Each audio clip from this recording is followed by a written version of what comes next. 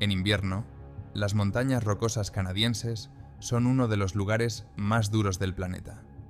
Las temperaturas pueden descender hasta menos 40 grados Celsius y los vientos huracanados de hasta 120 km por hora pueden dejar fuera de combate incluso al viajero más experimentado.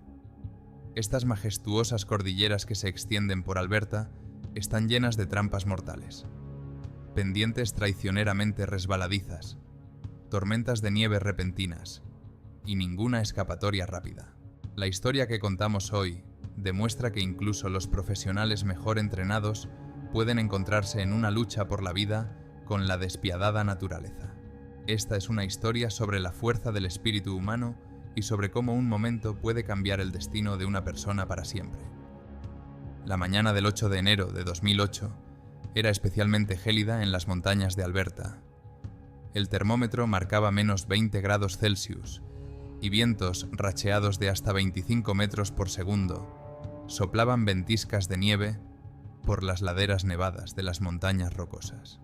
En esta parte de Canadá, cerca de la ciudad de Coleman, la enorme cordillera Whaleback se eleva sobre los valles, creando una barrera natural entre las provincias de Alberta y Columbia Británica. El terreno que rodea Bobs Creek es un complejo entramado de laderas escarpadas y valles profundos.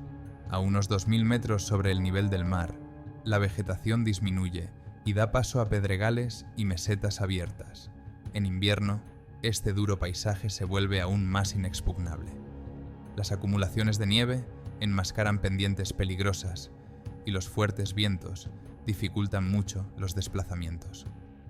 Este día, la visibilidad era relativamente buena, aunque las ráfagas de viento levantaban ocasionalmente una capa de nieve. La carretera que lleva al aparcamiento de Bobs Creek estaba casi desierta. Poca gente se adentra en las montañas con este tiempo. En estas duras condiciones trabajaba Ken Hildebrand, trampero profesional de 56 años y 35 de experiencia.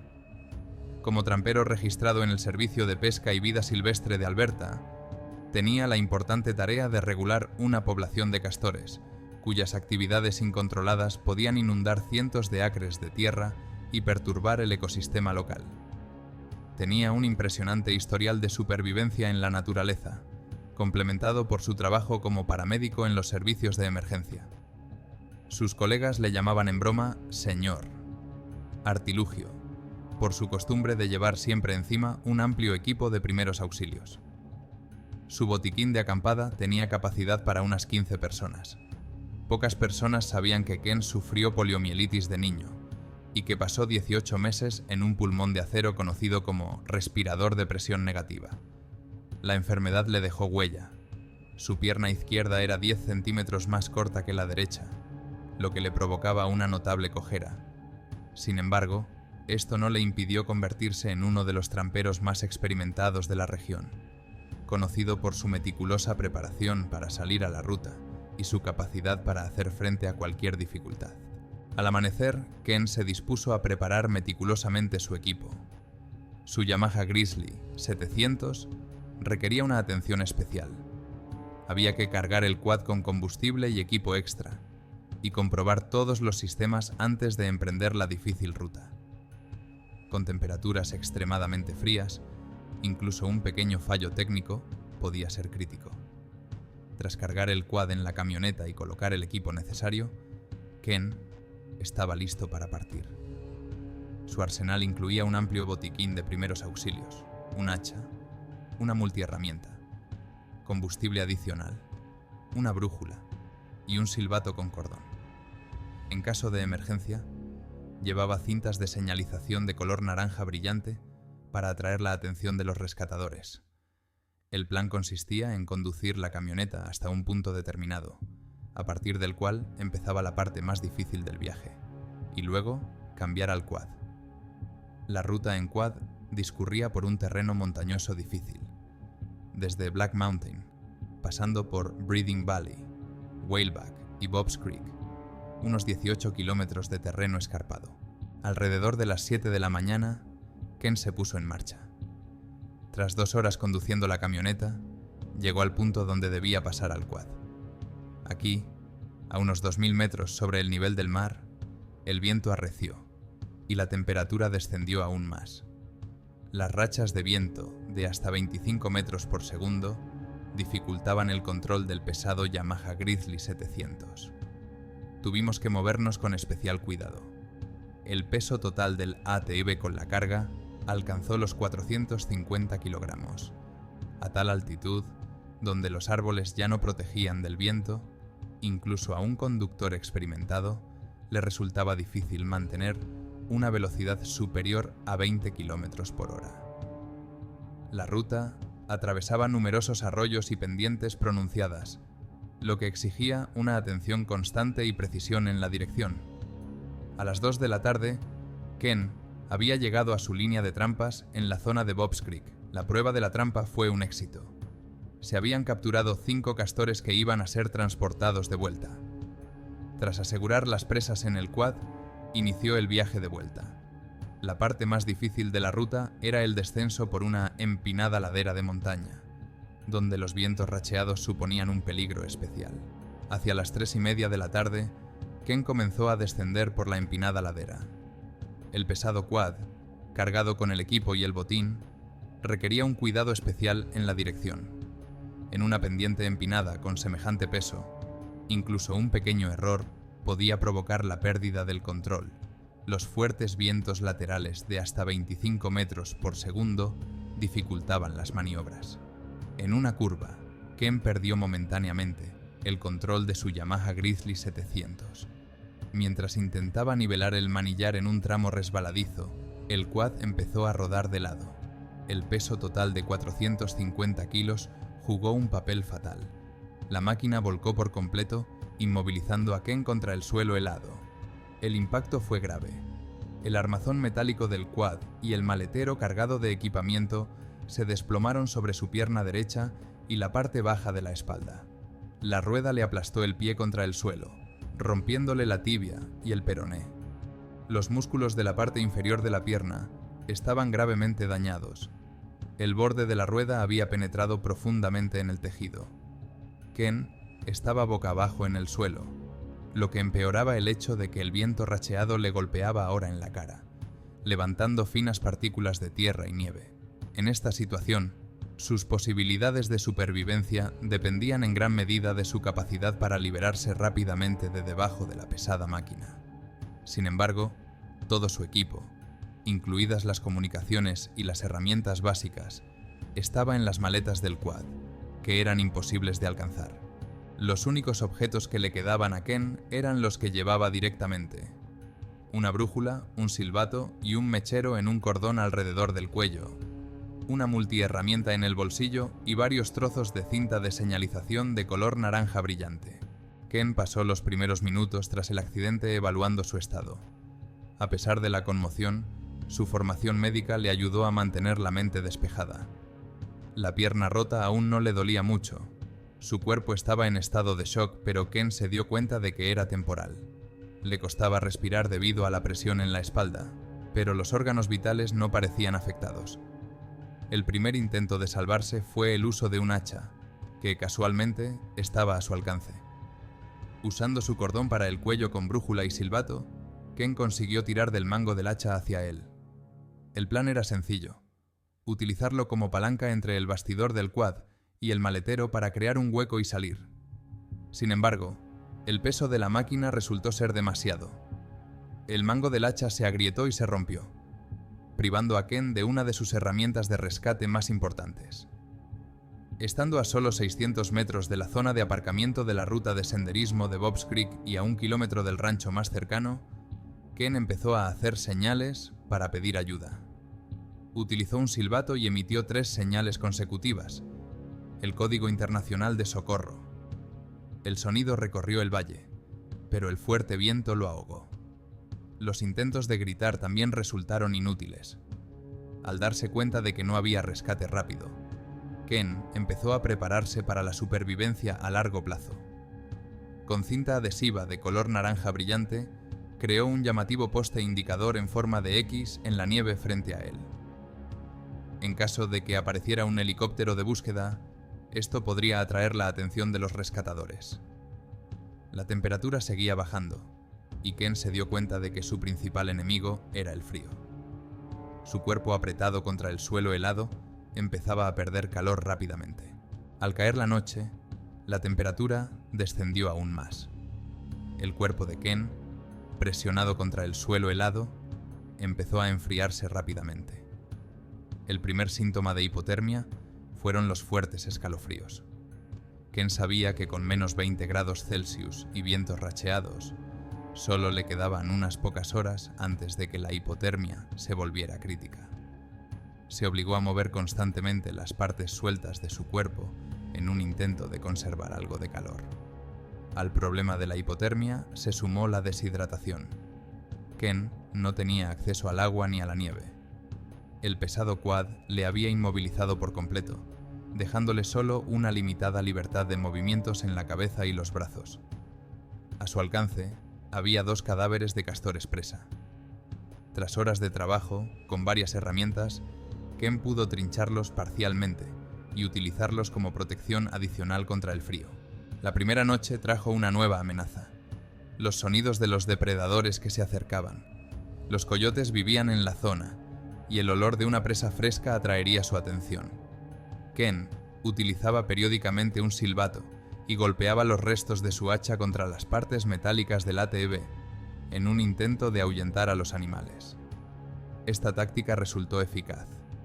Los depredadores no se arriesgaron a acercarse a la fuente del fuerte ruido. A la mañana del segundo día, el cuerpo de Ken había entrado en la peligrosa fase de la hipotermia. Los escalofríos habían cesado, lo que indicaba que su cuerpo ya no luchaba contra el frío. Se obligaba deliberadamente a temblar, intentando generar algo de calor. La deshidratación se estaba convirtiendo en un problema cada vez más grave. Mientras estaba inmóvil, Ken podía estirar la mano y recoger un poco de nieve a su alrededor, derritiéndola lentamente en la boca. Este proceso era ineficaz. La nieve fría bajaba aún más su temperatura corporal y la cantidad de humedad que recibía era mínima.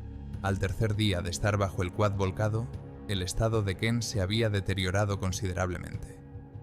Más de 48 horas sin comer y con un mínimo de agua le habían provocado un agotamiento severo. Su pierna rota, inmovilizada permanentemente por el borde metálico de la rueda, casi había perdido la sensibilidad. Basándose en su experiencia médica, Ken se dio cuenta de que el deterioro prolongado de la circulación podía tener consecuencias irreversibles. La deshidratación severa estaba empezando a afectar a su consciencia. Los periodos de pensamiento claro iban seguidos de confusión. La hipotermia constante estaba obligando al cuerpo a trabajar al máximo de su capacidad. Ken seguía luchando contra la somnolencia, consciente de que dormir en esas condiciones podía ser fatal. Cada media hora se obligaba a mover todas las partes disponibles de su cuerpo, intentando que la sangre siguiera fluyendo. Al cuarto día, por primera vez en mucho tiempo, el tiempo empezó a cambiar. El viento había amainado un poco y la temperatura había subido un poco. Sin embargo, la mejora de las condiciones meteorológicas no podía cambiar drásticamente la situación. El cuerpo de Ken estaba al límite. Los periodos de olvido eran cada vez más largos. Con las pocas fuerzas que le quedaban, siguió haciendo señales regularmente con su silbato, aunque la esperanza de que alguien le oyera en esta zona remota era cada vez más esquiva. Hacia las 2 de la tarde del 11 de enero, cuarto día después del accidente, el tiempo mejoró por fin. El viento amainó y el sol atravesó las nubes por primera vez en mucho tiempo. En ese momento Ken, semi-inconsciente por el agotamiento y la hipotermia, oyó los ladridos de un perro que se acercaba. El sonido era distinto del que había llegado del lejano rancho todos aquellos días. Era más cercano y claro. Pronto aparecieron un anciano y su perro. Al ver el todoterreno volcado, al principio confundió la figura inmóvil que había debajo con un hombre muerto. Pero cuando Ken se movió, el desconocido se acercó rápidamente. «Soy Mike», se presentó, arrodillándose junto al quad. «Aguanta, chico, te ayudaré». Ken, a pesar de su estado crítico, mantenía las ideas claras. El quad pesa unos 450 kilos. Tenemos que levantarlo lo suficiente para que pueda salir arrastrándome. Pero tenemos que hacerlo con cuidado. Tengo la pierna rota. El primer intento de levantar la pesada máquina fue infructuoso. La fuerza de un solo hombre no era suficiente. Así que cambiaron de táctica. Mike se concentró en mover y levantar ligeramente el quad por un lado. Esto permitió a Ken liberar parcialmente su pierna derecha, que era la que estaba más gravemente herida. Una vez que tuvo cierta libertad de movimiento, pudo ayudar en su siguiente intento apoyando la pierna sana y los brazos. Ahora vamos juntos, a la de 3, coordinó Ken. Con sus esfuerzos combinados, consiguieron levantar la Yamaha Grizzly 700, lo suficiente para que Ken pudiera salir completamente de debajo de ella. Mike, sin perder tiempo, cubrió a Ken con su chaqueta y se dirigió al rancho más cercano para pedir ayuda médica. Al quedarse solo, Ken por fin tuvo acceso a su equipo. A pesar de su grave agotamiento, sus dotes de paramédico le ayudaron a evaluar correctamente la situación. Lo primero que hizo fue coger algunos materiales de su botiquín para inmovilizarle la pierna rota y aplicarle una férula. Todavía quedaba café helado en el termo que había estado en el maletero del quad todo este tiempo. Sorbiendo lentamente la bebida medio congelada y comiendo unas cuantas barritas energéticas de las almacenadas, Ken trató de evitar que su temperatura corporal cambiara drásticamente. Pronto Mike regresó en su camioneta, junto con 2 hombres de un rancho cercano. Ayudaron a Ken a subir a la parte trasera del vehículo, donde ya habían preparado mantas. El transporte por la accidentada carretera de montaña duró una media hora, hasta que llegaron a la carretera 22, donde ya les esperaba una ambulancia. Los paramédicos empezaron inmediatamente a administrar cuidados de emergencia. El estado de Ken era crítico: hipotermia grave, deshidratación y shock traumático. Un examen preliminar de su pierna derecha planteó serias dudas. La prolongada interrupción del riego sanguíneo había causado graves daños en los tejidos. En condiciones de baja temperatura, esto ralentizaba parcialmente el desarrollo de la necrosis, pero la situación seguía siendo crítica. El personal de la ambulancia inició inmediatamente infusiones intravenosas para combatir la deshidratación y estabilizar su estado. Ken fue trasladado urgentemente a un hospital cercano, donde le esperaba un equipo médico preparado para realizarle una intervención quirúrgica de urgencia. En el hospital, los médicos se dieron cuenta inmediatamente de la gravedad de la situación. 4 días con una extremidad aplastada y una grave congelación provocaron la aparición de gangrena. A pesar de todos los esfuerzos de los médicos, la pierna derecha de Ken no pudo salvarse por completo. Cada operación daba esperanzas, pero la gangrena seguía extendiéndose, requiriendo cada vez más amputaciones. Hicieron falta 3 operaciones consecutivas, cada vez más altas, hasta que se alcanzó el tejido sano. Para un hombre que había luchado toda su vida contra los efectos de la poliomielitis, fue una experiencia desalentadora. Irónicamente, Ken había perdido su pierna buena, la que había estado compensando la debilidad de su pierna izquierda, afectada por la poliomielitis durante todos estos años. En la sala de cuidados intensivos, recordaba a menudo su infancia en el hospital cuando, a los 6 años, los médicos le dijeron que nunca caminaría. Entonces demostró que estaban equivocados. Ahora, 50 años después, la historia se repetía. De nuevo, los médicos dudaban de su capacidad para moverse por sí mismo. Pero el mismo espíritu que le había ayudado a sobrevivir 4 días bajo un quad volcado, le daba ahora la fuerza para recuperarse. A finales de marzo, tras muchas discusiones con los médicos y una demostración de increíble fuerza de voluntad, Ken pudo iniciar un programa de rehabilitación con una prótesis. Cada paso era difícil. La pierna izquierda, debilitada, tenía que aprender a soportar el peso de su cuerpo mientras el lado derecho, con la prótesis, recuperaba la movilidad. Meses de duro entrenamiento se convirtieron en su propia historia de supervivencia. Ken estaba reaprendiendo movimientos sencillos que antes realizaba sin pensar. Ahora incluso subir las escaleras era una pequeña victoria. Con la ayuda de un bastón, perseverancia y el apoyo de su familia, fue recuperando poco a poco una vida normal, aunque normal nunca volvería a ser lo mismo. El calvario no solo cambió su cuerpo, sino también su visión de la vida. Ken empezó a visitar escuelas para enseñar a los adolescentes seguridad en la montaña. Su método era sencillo y eficaz. Empezaba sus charlas como una persona normal, hablando de sus experiencias de supervivencia y de su trabajo como trampero. Entonces llegaba el momento en que se levantaba la pernera del pantalón, dejando al descubierto su prótesis. Este momento siempre causaba una fuerte impresión en el público.